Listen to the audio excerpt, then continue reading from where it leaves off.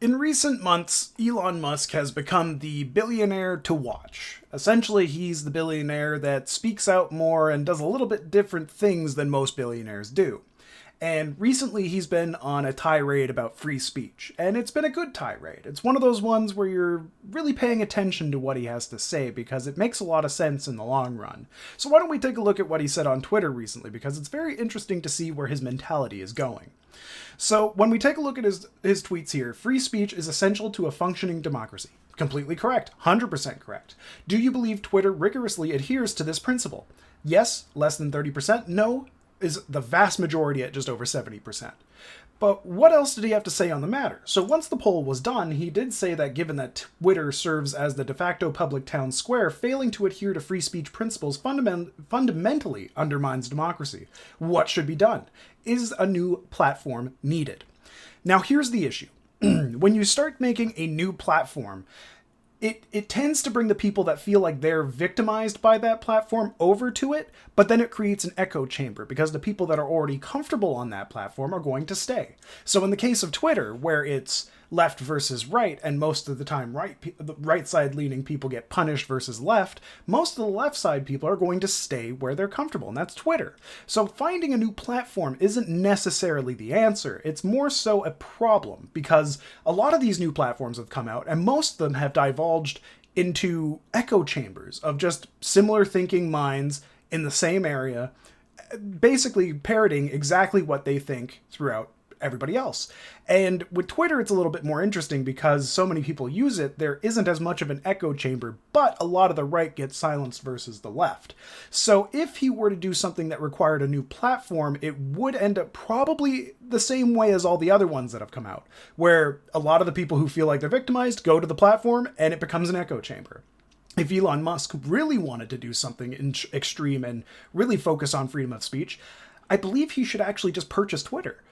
I mean, if anybody's going to be able to do it, it's him. And if he wants to make it so that censorship isn't a thing, purchasing Twitter and keeping the masses that are there already on the same website, it would make a lot more of a difference than creating a different platform. Now, I guess the question becomes how much is he going to be willing to invest into this? Because Twitter isn't cheap. Twitter is billions upon billions of dollars, but how much would it cost for him to make his own platform? Drastically less, easily. But would it have the same impact as just purchasing Twitter and treating everyone equally? No. In fact, the best thing he could do is purchase Twitter, change the terms of service so that they're actually black and white and you know exactly what will and will not get you banned, and treat everybody with equality. Something that Twitter doesn't seem to do very well and never has seemed to do anything very well with. So, is Elon Musk going to purchase Twitter? Probably not. Should he?